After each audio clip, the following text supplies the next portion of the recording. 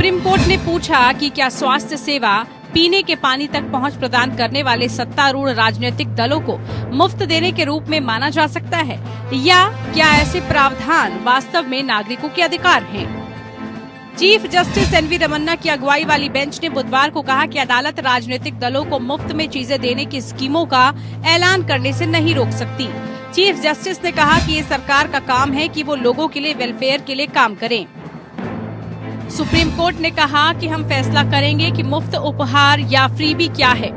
अब ये परिभाषित करना होगा कि फ्रीबी क्या है, जनता के पैसे को कैसे खर्च किया जाए।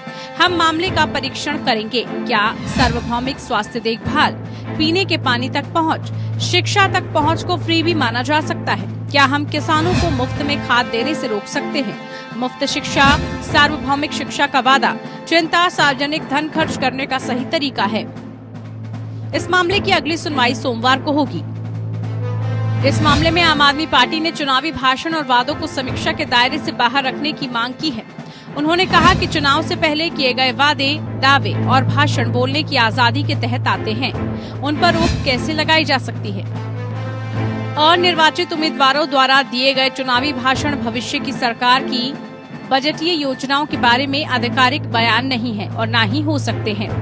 एक बार निर्वाचित सरकार बनती है तो ये उसका काम है, वो चुनाव के दौरान प्रस्तावित विभिन्न योजनाओं का जो वादे किए गए हैं उनको संशोधित करने, स्वीकार करे, अस्वीकार करे या बदल दे। लिहाजा विशेषज्ञ समिति को चुनाव प्रचार के दौरान किए गए वादों पर विचार करने से अलग रखा जाए। सरकार बनने के बाद की नीति पर ही विशेषज्ञ विचार करें, क्योंकि सरकार ही किसी नीति, वायदे और परियोजना को स्वीकार या अस्वीकार कर सकती है। मध्य प्रदेश कांग्रेस की नेता जया ठाकुर ने सुप्रीम कोर्ट में अर्जी दाखिल की है। याचिका में कहा गया है कि सत्तारूढ़ दल सब्सिडी प्रदान करने के लिए बाध्य है। याचिका में कहा गया है कि कमजोर वर्गों के उत्थान के लिए योजनाओं को फ्रीबीज नहीं कहा जा सकता। जया ठाकुर ने बीजेपी नेता और वकील अश्विनी कुमार उपाध्याय की याचिका का विरोध किया। जया ठाकुर ने खुद को मामले में पक्षकार बनाने की मांग की है। Bureau report.